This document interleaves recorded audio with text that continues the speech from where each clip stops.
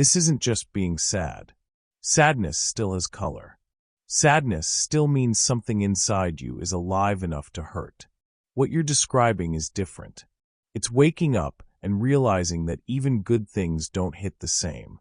The coffee tastes normal, but you feel nothing. A compliment lands, and it's like it goes through you. You finish something you worked for, and the celebration feels fake. You're not crying all the time. You're not falling apart. You're just flat. In psychology, people call this anhedonia, the loss of joy. But Jung would go deeper than the label. He would ask, what purpose is this emptiness serving in your inner world? Because in the Jungian view, the psyche doesn't shut down randomly. It shuts down strategically. Sometimes emptiness is what happens when you've been carrying too much for too long. Not externally, internally. You've been the strong one. The one who keeps going. The one who doesn't ask for much. Maybe you became a master at functioning. So good at functioning that you stopped noticing you weren't actually living. And the psyche can only fake aliveness for so long. So it does something strange. It stops rewarding you. It removes the emotional fuel from the life you're in. Not because you're weak. Not because you're ungrateful. Not because you lost your spark. But because some part of you knows. If pleasure keeps showing up here, you'll never leave this place. That's the hidden meaning. Emptiness is often a psychological protest. A quiet rebellion of the self against a life built by the persona. And the persona isn't evil. It's necessary. It's the version of you that adapted to survive other people's expectations. Be responsible. Be nice. Be useful. Be busy. Don't disappoint anyone. The persona helps you belong. But if you live there full time, you start losing contact with what actually belongs to you. So your inner world goes on strike. And from the outside, it looks like depression or laziness, or you're just not trying hard enough. But on the inside, it feels like this. I'm tired of living a life that isn't mine. Here's a simple way to test whether this is what's happening. If someone offered you everything you think you want, success, approval, comfort, attention, even love, but you knew you would have to stay the same version of yourself forever, would it still feel worth it? If the answer is I don't know or no, that's not emptiness talking. That's truth whispering through the numbness. So before we call this a disease, before we try to drown it in distractions, we have to understand what it is. This emptiness is not always a lack. Sometimes it's a refusal to keep giving your life force to something that no longer matches who you're becoming. And that's where the real journey starts. Because if this emptiness has a message, the next question is, what exactly in your life is no longer yours? That's what we're going to unpack next. Here's another counterintuitive Jungian idea. Sometimes nothing feels good anymore is not your soul giving up. It's your soul pulling you out of danger. Because when you've been overwhelmed for a long time, emotionally, relationally, existentially, the psyche can't keep you fully open. If it did, you'd break. So it chooses a different strategy. It numbs you. Not forever. Not to hurt you. But to keep you functioning when feeling things too deeply would be unbearable. Think about what happens when a circuit overheats. It doesn't explode on purpose. It shuts off to stop a fire. Your inner world works the same way. If you've been living under constant pressure, trying to hold everything together, being the emotional home for everyone else, staying in situations that drain you, carrying silent griefs nobody sees, your nervous system starts to say, I can't keep doing full volume. And you don't always notice the shift at first. It's subtle. You still do what needs to be done. You still answer messages. You still show up. You still smile in the right places. But the taste of life starts fading. That's anhedonia as protection. Jung didn't see symptoms like this as random defects. He saw them as compensations. Meaning, your psyche is balancing something that's been out of balance for too long. So ask yourself gently, have you been surviving more than living? Have you been strong in ways that forced you to abandon parts of yourself? Have you been holding pain that never got a voice? Because when too much pain piles up unprocessed, your psyche doesn't just keep letting you feel joy on top of it like a cute filter. It says, stop. We need to shut some doors before the whole house collapses. This is why chasing pleasure at this stage can feel pointless. You try new things. You go out more. You buy something nice. You plan a trip. You start a new habit. You even meet new people. And still nothing. Because pleasure is not what your system needs first. Safety is. Restoration is. Truth is. This is also why people in this state often say, I don't even know what I want anymore. That isn't confusion. That is disconnection. You were connected to other people's needs for so long. Connected to expectations. Connected to roles. That your own signals went quiet. So the psyche shuts down pleasure to stop you from running on empty. It's like your inner self is saying, don't decorate the cage. Walk out of it. And here is the uncomfortable truth. If this numbness started after years of being the capable one, the nice one, the one who handles it, then the emptiness might not be your enemy.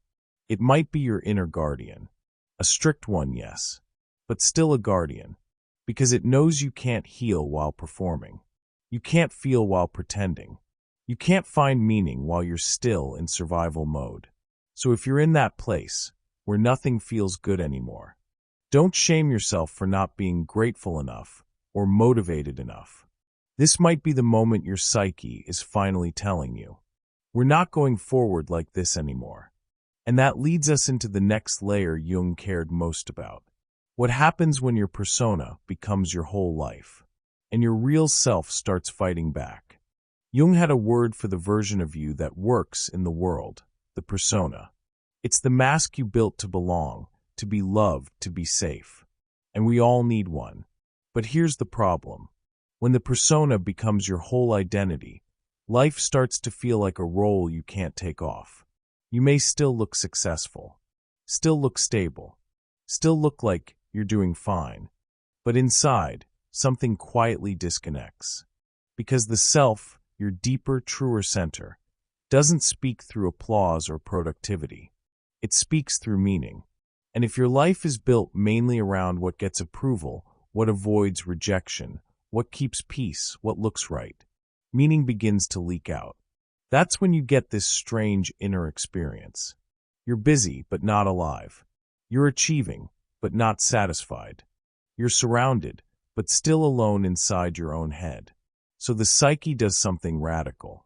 It creates emptiness, not to destroy you, to reveal you. In a Jungian sense, emptiness is often the moment your inner world says, this path may be impressive, but it isn't true. This life may be functional, but it isn't yours. This version of you may be loved, but it isn't the whole of you. That's why nothing feels good anymore is such a painful question. Because pleasure isn't missing by accident.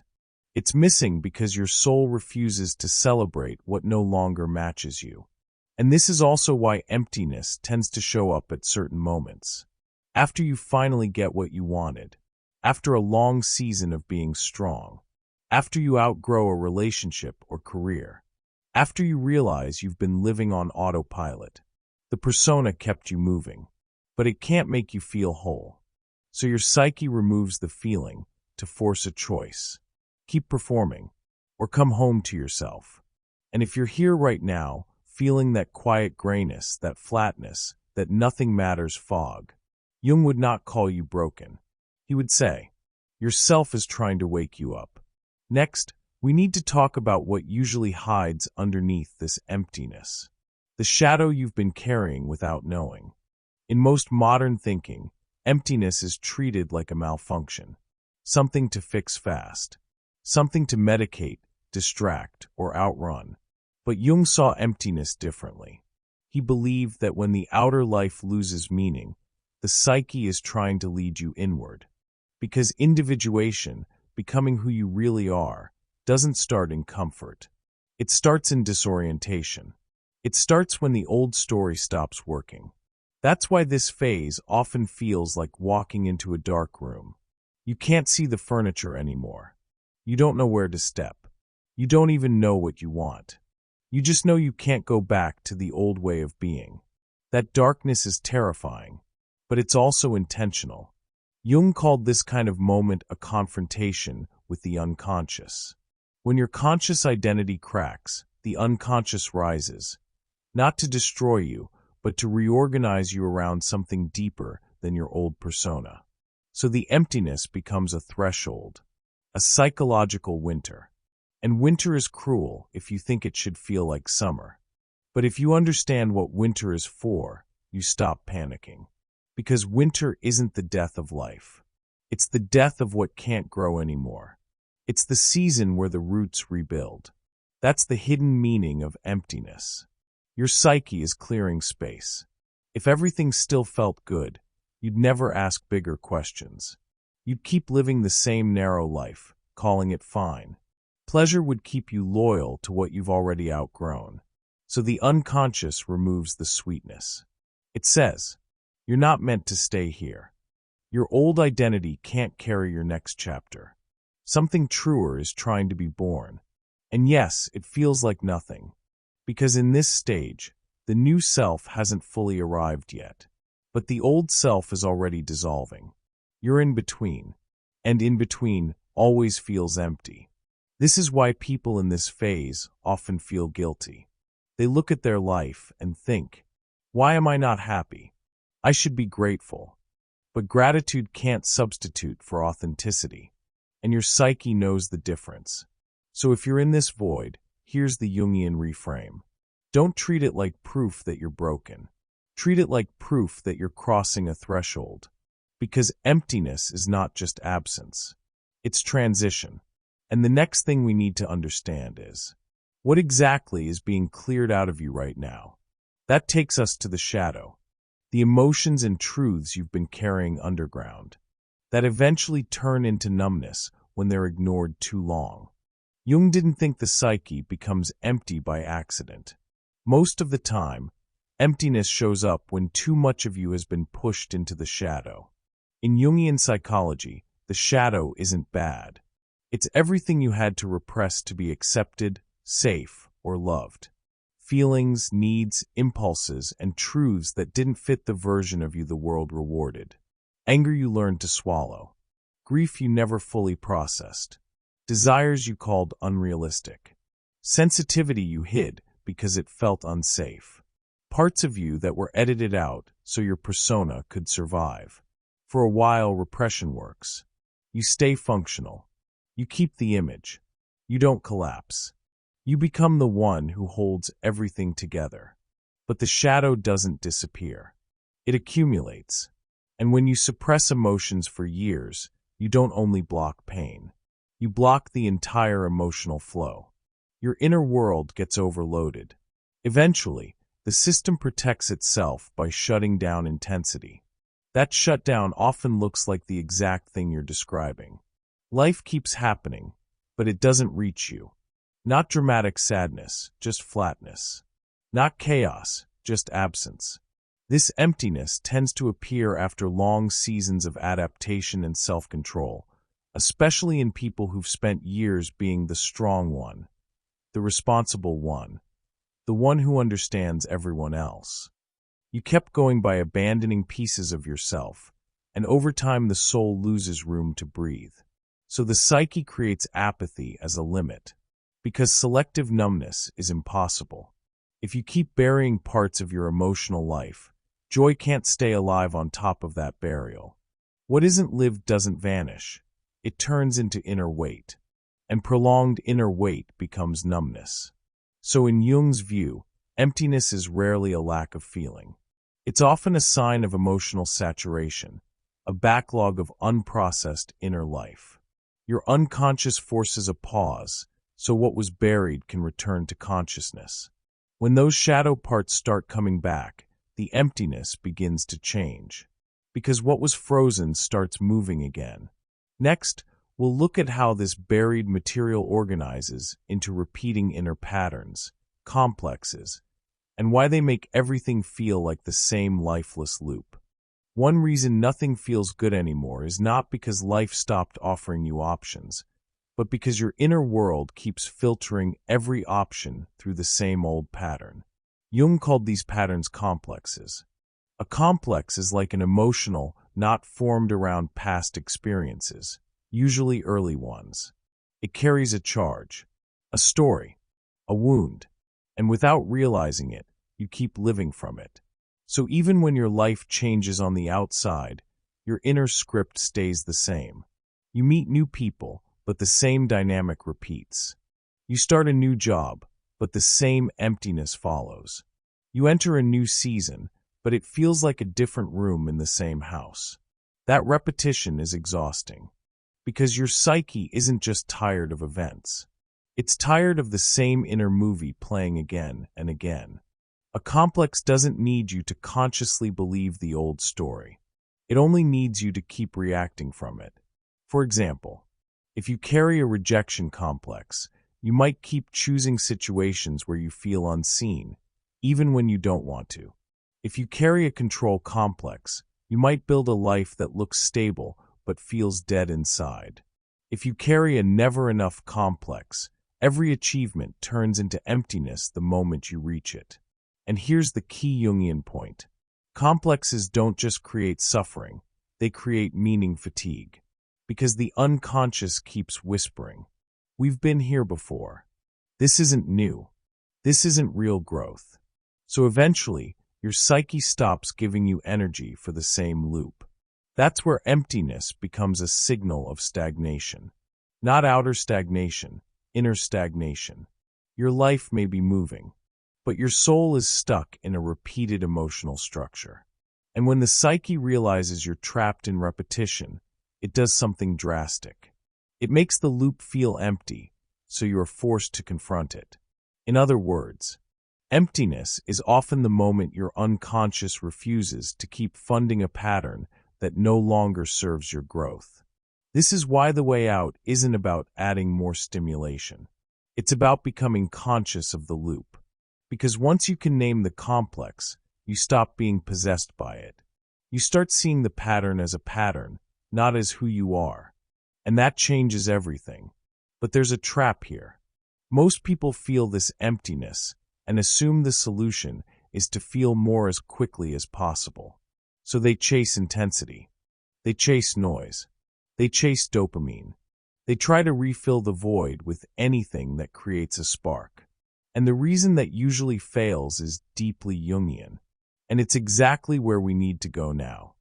When emptiness hits, the most natural reflex is to sprint toward anything that resembles life. You throw yourself into a new goal, a new routine, a new relationship, a new city, a new obsession, more content, more plans, more stimulation. Not because you're shallow, but because you're trying to feel something again. From the outside, it looks like motivation. From the inside, it's often rescue. And for a moment, it works. Novelty gives you a spark, a rush, a thin slice of aliveness that makes you think you've finally broken through. But the spark fades faster than it used to, and you end up back in the same gray room, sometimes even more aware of how little the outside can touch you now. Jung would say this happens because emptiness is not a shortage of excitement. It's a shortage of meaning. Dopamine can mimic vitality, but it doesn't create purpose. It can only cover the gap for a while. So the more you chase intensity to escape the void, the more the void grows behind the chase. Not because life is cruel, but because your psyche is honest about what you're doing. You're trying to bypass the inner work by overdosing on the outer world, and the unconscious rarely rewards avoidance for long. That's why you can be surrounded by entertainment and still feel nothing, or stay busy every hour of the day and still feel hollow at night.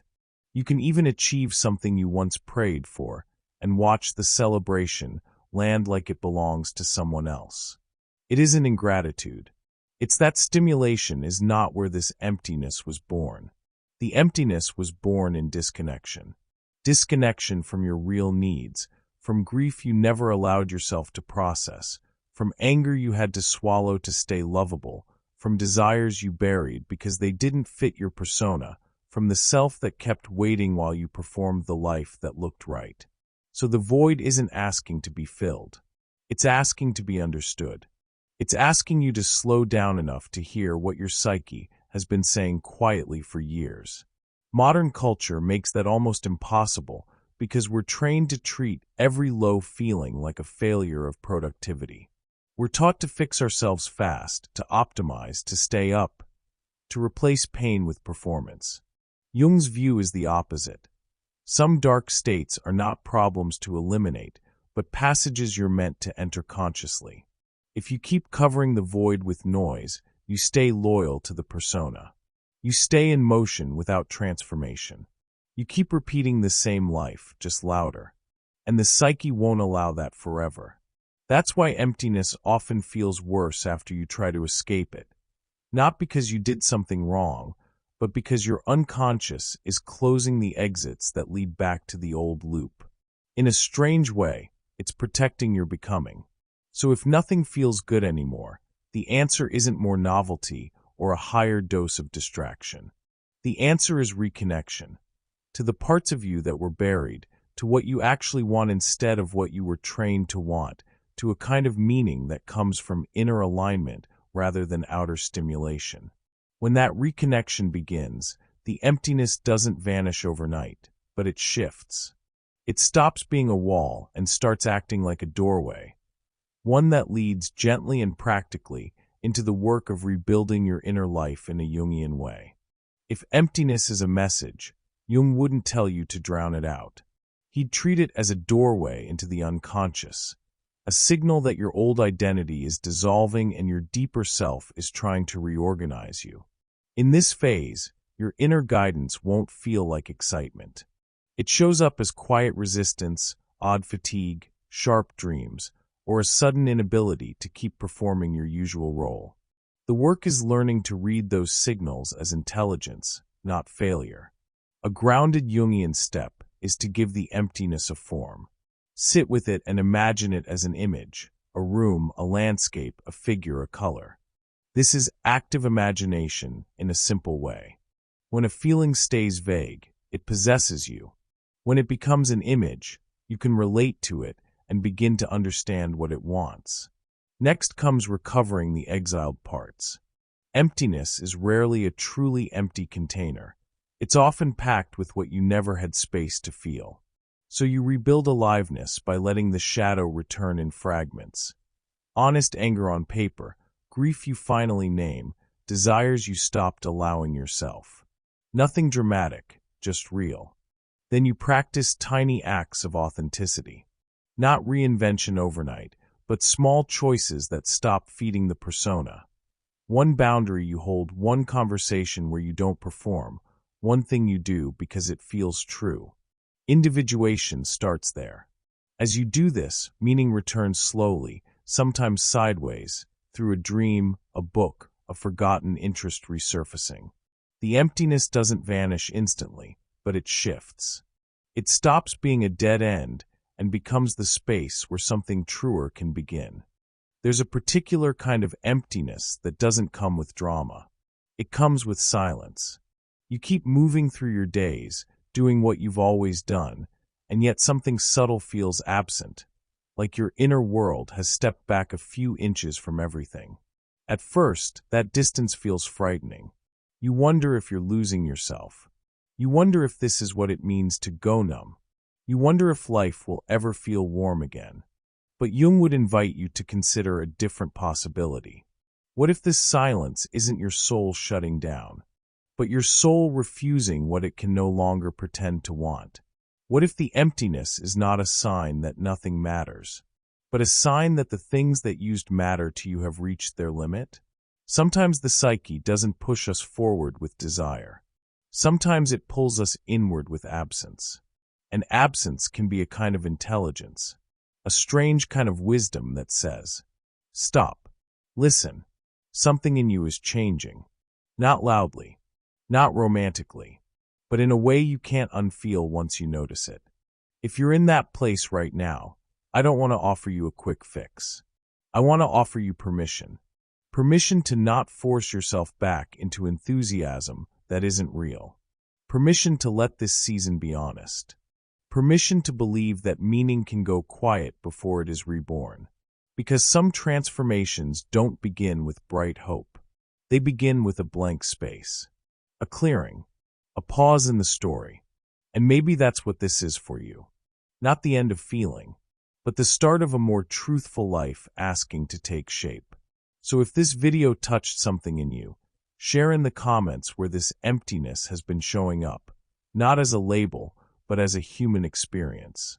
I read every story, and you never know who might feel less alone because you spoke. And if you want to keep going deeper with Jung, into shadow work, complexes, and the quiet path back to meaning, subscribe and stay close. Not because I have all the answers, but because this kind of inner passage is easier when you don't walk it alone.